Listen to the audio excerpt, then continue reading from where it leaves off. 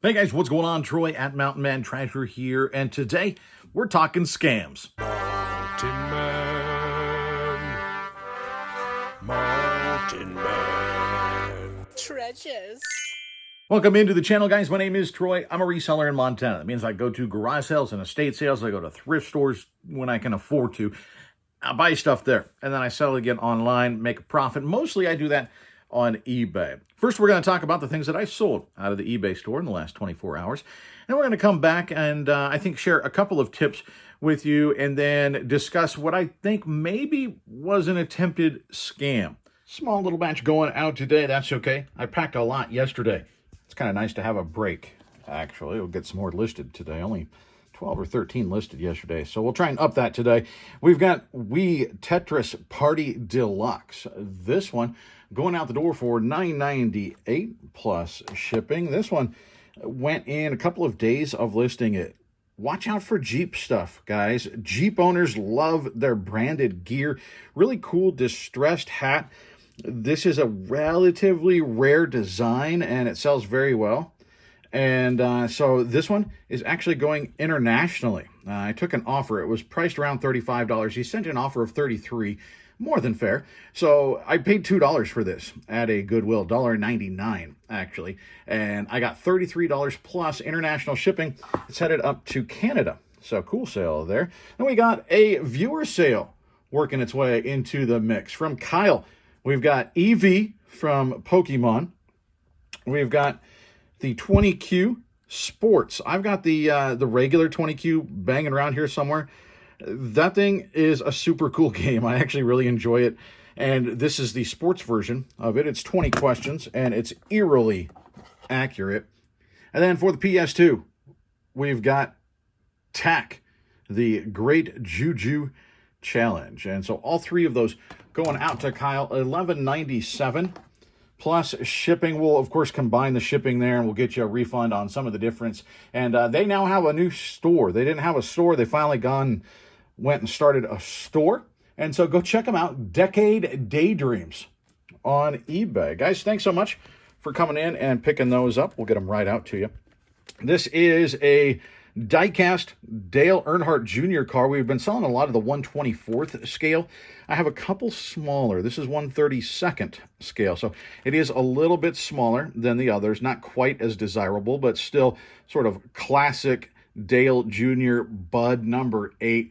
This one, a nice little sale. It's going out the door for $15.99 plus shipping. Same as these right here. I've got one left now. The doTERRA Ginger Drops. You got a sick tummy? Well, take one of these things and see me in the morning. These apparently are pretty good. People like them. I got them in a bulk doTERRA buy, and just these alone pay off the whole thing, you know, once I sell all of them. Actually, I think I'm in way into the profit already because we've sold some of the other stuff. But $15.99 plus shipping on these. We paid $40 for all the doTERRA stuff we picked up. Not bad. This one going international as well. Really cool vintage buckle. Look at that. We've got the sky kind of swirly painted on there. They got the eagle. Just a cool buckle. And this one is going up to Canada through one of my web interpret listings. So it was listed actually on the Canadian eBay site, which means they pay in Canadian funds. I think it was $38.36 Canadian, and that's going to go up there pretty cheap. So good deal there. This is the best one of the lot. You might remember, if you've been watching the channel for a while, I sold one of these not that long ago, 6 months ago or something. Picked one up at an estate sale. Guess what? Went to an estate sale, found another one, and actually found another rare book alongside it that we also have previously sold. So 2 rare books found at 2 estate sales twice. Pretty cool. Elmer Keith, his life story. Hell, I was there. This is a really collectible book. It sold in less than a week. It sold in 3 or 4 days for full asking price. $95.99 plus shipping. I believe this is one that I paid $4 for. I got it out of the entire estate sale for $32. We've got another book that I think is going to be $100 plus. We got some good stuff. So $95 for Elmer Keith. Watch out for that guy. This is a good seller right here for me. The Fly. This is actually a double feature. The Fly and Return of the Fly. It's a former Blockbuster rental. And sometimes the Blockbuster stuff will help it if it's in that old Blockbuster case. This one's not. I mean, it's got the sticker on there, but that's it. But if it's in the old clamshell from Blockbuster, almost regardless of what movie it is, if you can get it for cheap, grab it. People buy those. There are people that are rebuilding Blockbuster shelves down in their basement. So, you might grab it, and some of them go for really good money, depending on the title. But The Fly is one that does sell well for me, so when I see it, I do pick it up, and this one sold for $7.99 plus shipping. And then we've got some ducks going out as well. You got to get your ducks in a row if you're going to sell on eBay in the fourth quarter. And this little guy is going out to Charles. Charles, thank you so much for that. We've got the little winker here, and it's going out to Bonnie. Bonnie, thank you so much. And then the third one here, I wasn't sure what to call him. I called him the Blue Ninja Superhero. I mean, because it's kind of superhero-y, but it's kind of ninja-y. I don't know, but he's a cool-looking duck, and he's going out to Robert, who said the masked picker strikes again. Robert, thank you, my friend. Hey, guys, I actually started boxing stuff up before we finished the video, and I forgot one of the things that we sold. This was actually sold last night. I can't believe I forgot him, but a little bald eagle from the Audubon collection, and he makes noise. And I had a watcher on him. He was listed at $9.98. I sent out an offer of $9, and they took it. So if you've missed it, we are selling ducks out of the mountain here. $3.99 to $4.99, depending on if they were sort of sourced from a garage sale and used, or if they're brand new rubber duckies. And they're to help remind you and to help you get your ducks in a row, because you've got to do that if you want to sell online, especially in the fourth quarter. 10% of every sale is going to the Gary Sinise Foundation. It's an organization that works to help veterans. They do a lot of things. They have multiple programs. One of the coolest, I think, is for those veterans that are severely wounded. They work to build smart homes, adaptive smart homes for them, and they give them to those veterans mortgage-free. It's just a gift for what they gave for the country. I think it's phenomenal. And so 10% of every duck sale going to the Gary Sinise Foundation. Very cool. Thank you to everybody that's been helping out with that. It's been a lot of fun sending those out. And if you guys like them, we'll continue to find and source and list new ducks. One thing that, that sort of came up as I was packing stuff up today, like I said, I decided to split the video. I packed and then we came back to finish it, is The Fly, the movie. It actually came in at the 4-ounce rate once I got that in the padded envelope. It was like 3.8 ounces or something. And so media mail, that's what I had it set up for, was shipping media mail. It's $3.49, I believe, to send 1 pound, up to 1 pound through media mail. And that thing, because it came in at 4 ounces, it was going to Utah, which is very close to me here. By sending it first class, it was actually 7 cents cheaper. I get 7 cents, right? It doesn't really matter in terms of money. But what's nice is it's going to get to that buyer quicker. And so you have a better chance of getting good feedback. You upgraded them and you actually saved money. That's a good thing. Now, another thing is the guy that bought the hat, the Jeep hat. He attached a message to it and said, "Hey, cool hat. Thanks for accepting my offer. Could you please ship it so that the bill doesn't get damaged?" Now, I know a lot of times when we get messages from customers saying, hey, would you pack this carefully, yada, yada, it comes off sometimes off-putting. It's a little bit obnoxious, like, hey, I know what I'm doing. I know how to pack. But they're not sending that message just to waste their time or because they necessarily think that we don't know. It happens just like the warning signs on vending machines and this coffee's hot, be careful. It's on there because it's happened before, right? It's on there for a reason. They're sending that message for a reason. It's because they've gotten something on eBay before and it wasn't packed well and it was damaged. So just sort of rebuild their confidence in eBay, rebuild their confidence in the system, make them appreciate you and make sure that it's packed well. And on hats, never ship those things in a bag, guys. They will get messed up. If they don't, you got lucky. Ship a hat in a box, okay? I promise you. I buy a lot of hats. ship a hat in a box. Now, we should talk about the scam. Okay, so this happened a couple of weeks ago. I've been trying to give it some time to make sure that nothing else was going to happen, that there was no further action taken by the buyer. It doesn't seem like there's going to be. And so I figured, hey, let's chat about it. It might be a scam. It might just be, I don't know. We'll let you decide. I'll share with you all the messages, and you can tell me below what you think. If this was an attempt at a low-dollar scam, or if it was just somebody that was confused, a bad buyer. I don't know.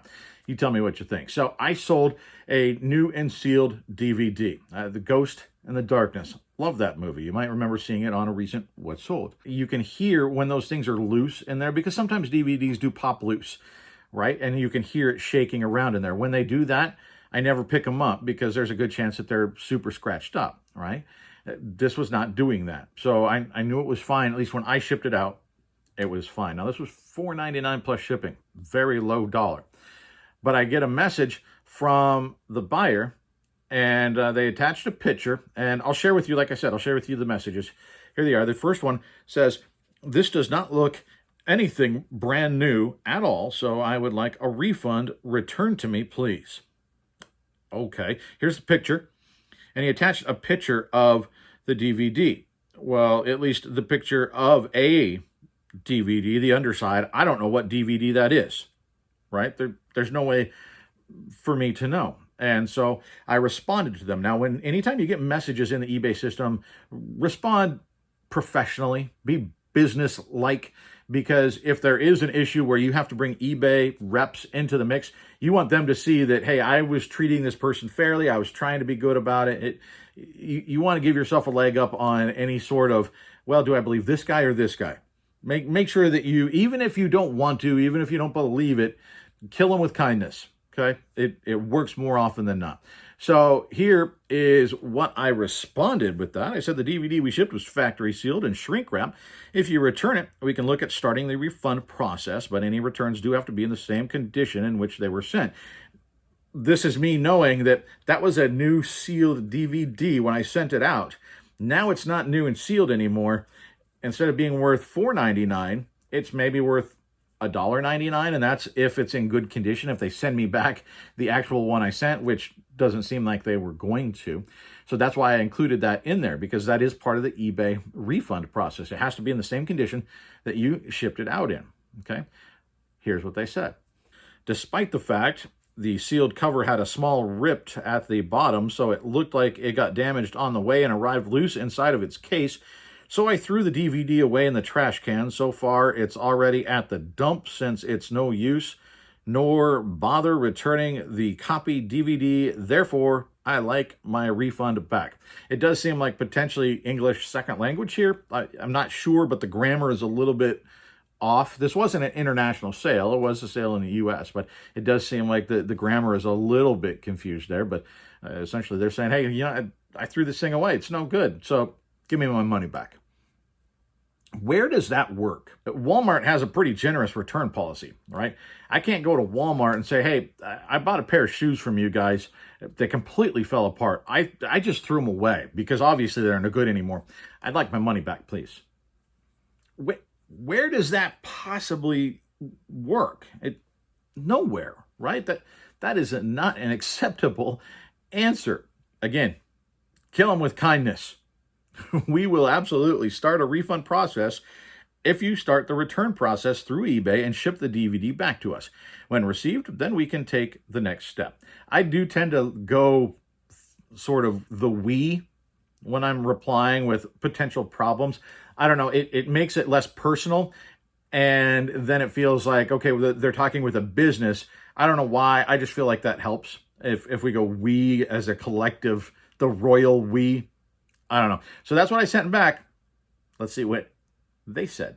I already said that I threw the movie away in the trash. Whenever I order and buy a movie, eBay, I pay extra to make sure it arrived safely. But since this one came loose and got destroyed, it's no use of returning it. It's thrown away. So will you please give my money back? Give back my money. Whatever. Again, it was no good. I threw it away. I don't know what they're talking about. If I pay extra to make, that doesn't make any sense. But Hey, again, they're saying, hey, I threw it away. Please give me my money back. We will issue refunds, but we only do so with a return. You got to give me my thing back. I'm not just going to give you money. Give me my thing back. Even if they send back something else, right? Like if they're not going to send back, like say they've got a copy of this that's super messed up. They just wanted a new copy and they're trying to pull a switcheroo on me. I want them to have to go through the process of starting a return, putting it in an envelope, sending it to me.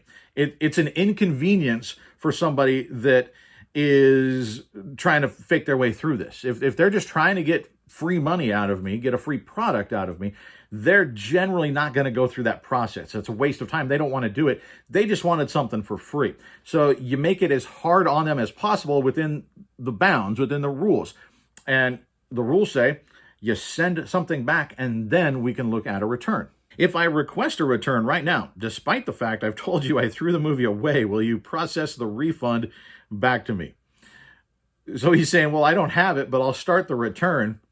Obviously, that's not going to work because you won't be required to refund them until you actually get the thing. I explained to them, no, in order to complete that process, eBay would give you a shipping label and tracking number, so you'd have to send the movie back to us. Since you're unable to do that, at this point, there's nothing we can do. So in response, they said, well, nothing. They stopped responding.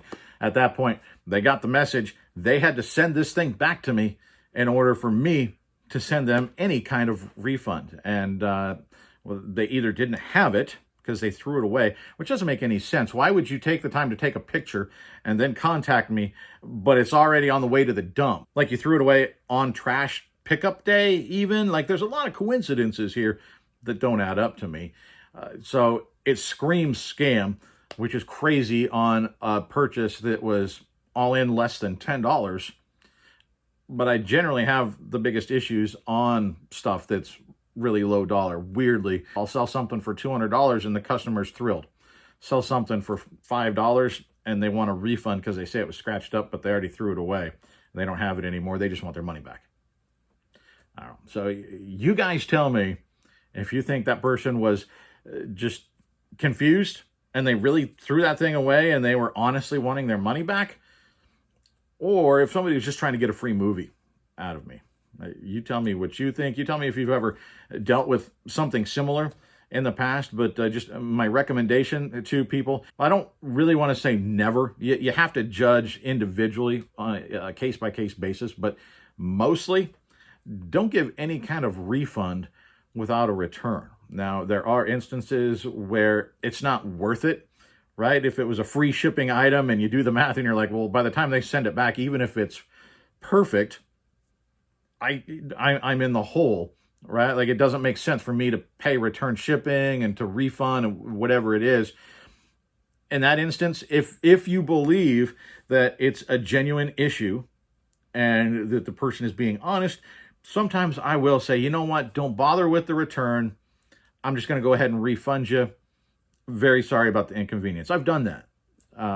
But you have to be careful with that because if you do it to the wrong person, like maybe it happened to this guy before and he thought, oh, they're just going to give me a refund, right?